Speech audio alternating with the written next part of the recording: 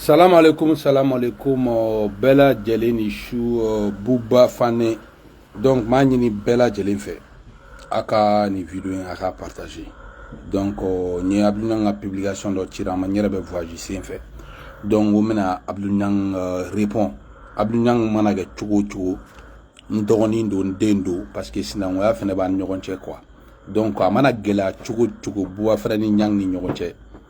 Atisega si. Donc, yani nganda do vidéo là. Karamo chama be gan weli fene.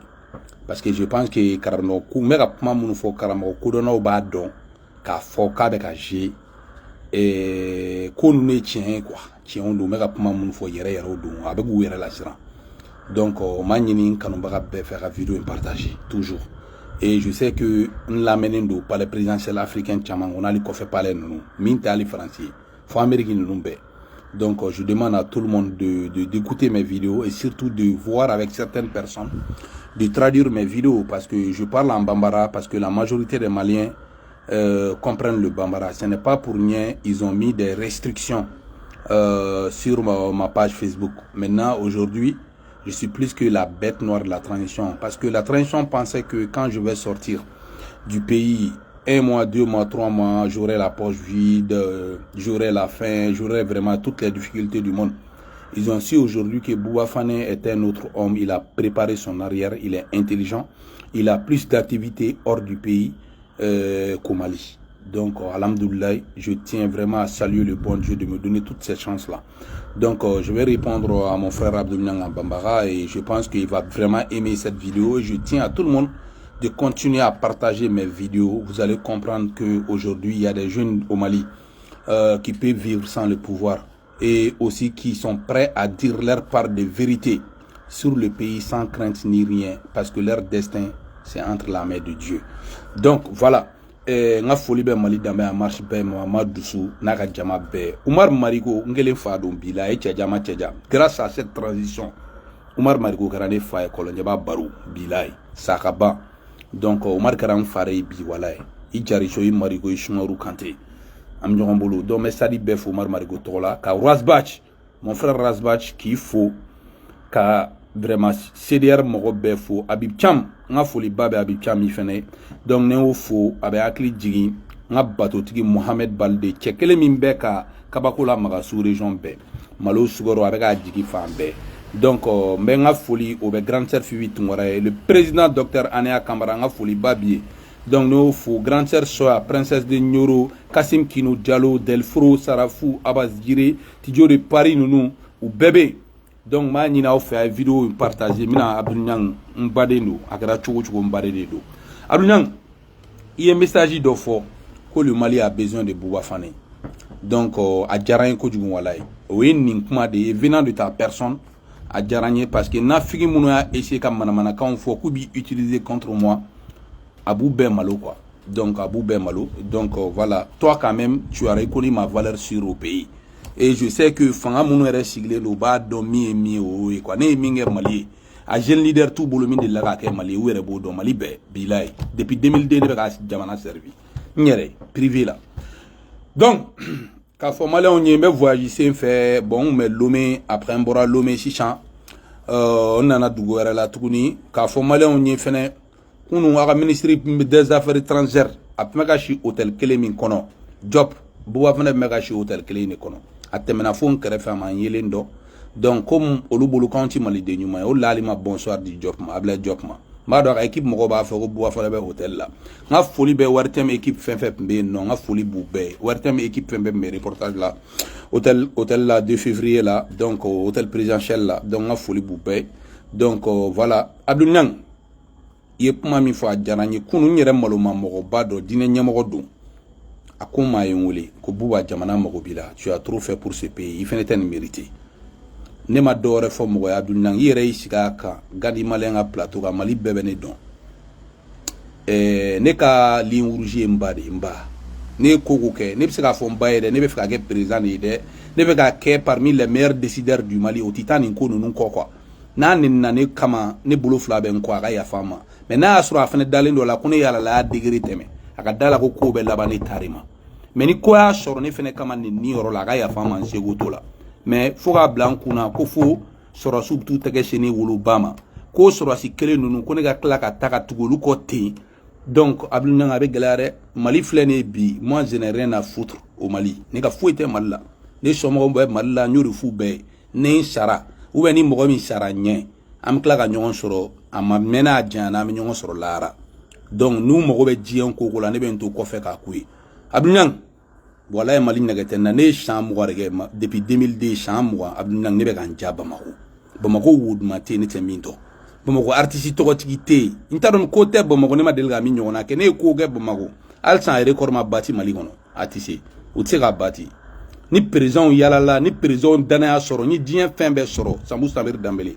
Général Batoma a ye partager groupe ninnu bɛɛ kɔnɔ c'est important. Mali ɲɛnafin tɛ n na ni kuranɛ cɛ Abdou Niang Bamako ɲɛnafin kisɛ kelen tɛ n na Abdou Niang. Aujourd'hui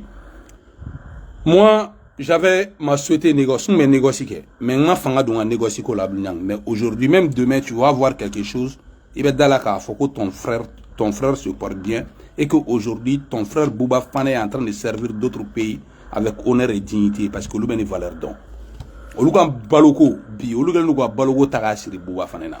Donc ne bɛna yira bɛɛ la olu ka dugu kɔni sukaro ko t'olu sɛgɛn malo ko t'olu sɛgɛn parce que y a Bouba Fane et ses partenaires qui sont là. Bi hali malo bɛ ka d'a ma prix min na bi bilayi ani sukaro bɛ ka di prix min na bi a se bɛ ne ye bi k'a prix bɛ bi Mali la bilayi a se bɛ n ye a mɔgɔw bɛ n bolo a se bɛ n ye n b'o baara de la Abdou Niang. Je suis devenu l'un des grands négociants en matière de sucre, en matière de riz, en matière de farine, en matière de graines de bleu Abdou Niang et en matière d'engrais. Mali filɛ nin ye bi jamana kuturu 90% des cultivateurs olu ma se ka engrais sɔrɔ jamana kuturu. Mais jamana wɛrɛw bɛ k'an wele bi an ka solution créer u ye olu ma problème sɔrɔ parce que u y'u jigi ka anw ye. Abdou Niang moi je travaille bien n'o de fɔ ma vie kabiri bɛ k'a bɛ fanga la ni ne bɛ vidéo kɛ Abdou Niang. Moi je dis à tout le monde ne ka vie sigilen tɛ fanga la. Karim Keita n'a ye n sutura ala kana sutura a b'a dɔn diɲɛ kɔnɔ a yɛrɛ da b'a fɔ mɔgɔw ye ni mɔgɔ min taara fɛ k'i ye wari bɛɛ di Bouba Fane de ma a b'a f'i ye Bouba to yen Bouba tɛ wari dɔn. Ne man ka diɲɛlatigɛ sigi wari kama. Ne bɛ bɔ don min na Abdou Niang gentil contre la don na ka bɔ ka taa Paris ni kuranɛ cɛ wari dɔ proposera ne milliardaire ye ne wele ka kuma ne fɛ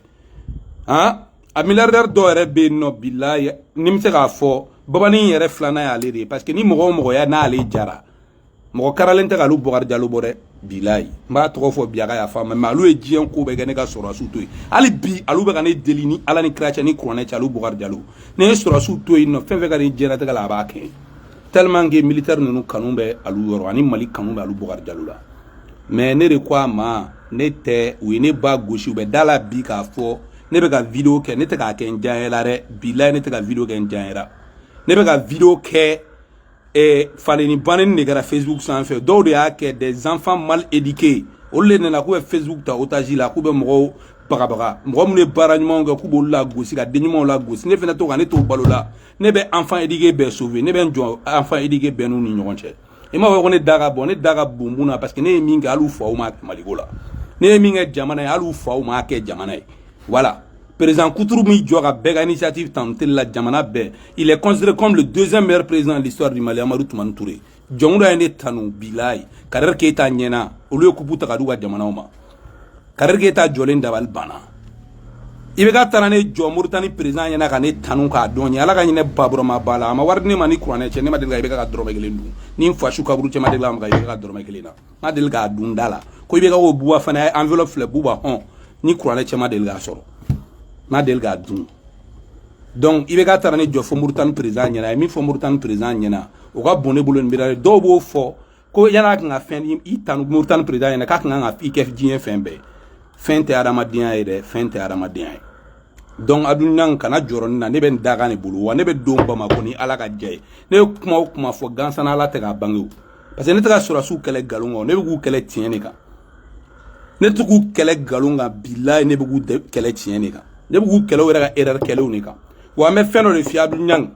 sɔrɔdasi ninnu filɛ i bɛ se k'u dɛmɛ Mali kama mais kan'i yɛrɛ bɛɛ di dɛ bilayi si t'u ka fanga la wa u ka danba dɔw bɛ yen bilayi b'a wuli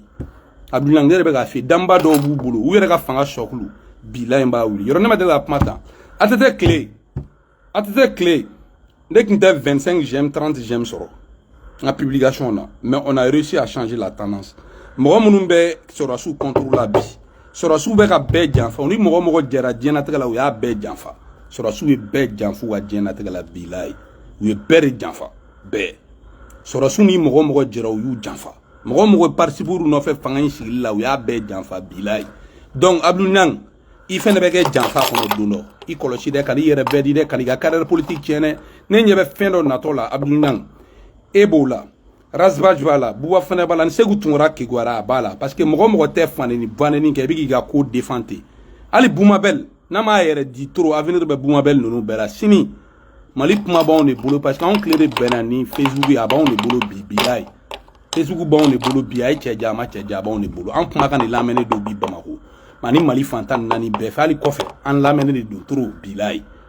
ne mana taa dugu o dugu la maliyɛnw bɛ ne yelen dɔn un coup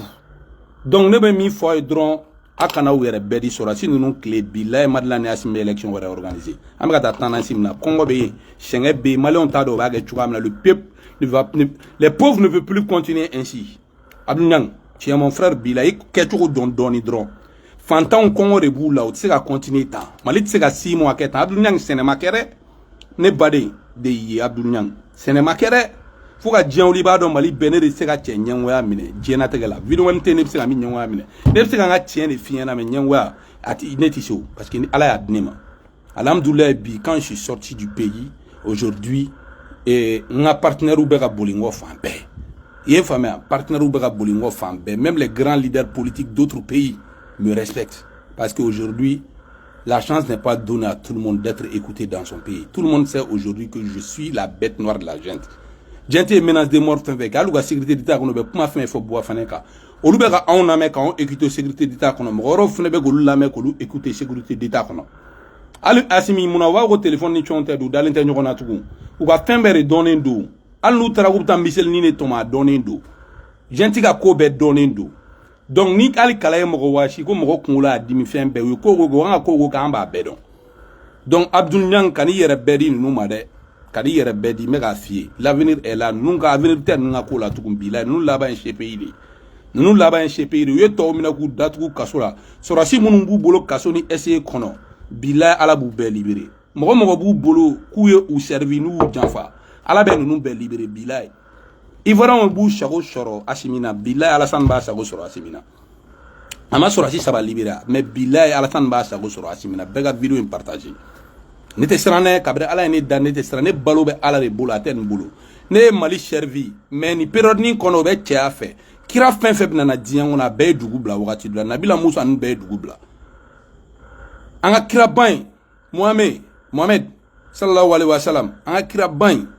kisi ni nɛɛma b'a ye o ye dugu bila bɛɛ ye dugu bila arrivé à un moment pour avoir un bon résultat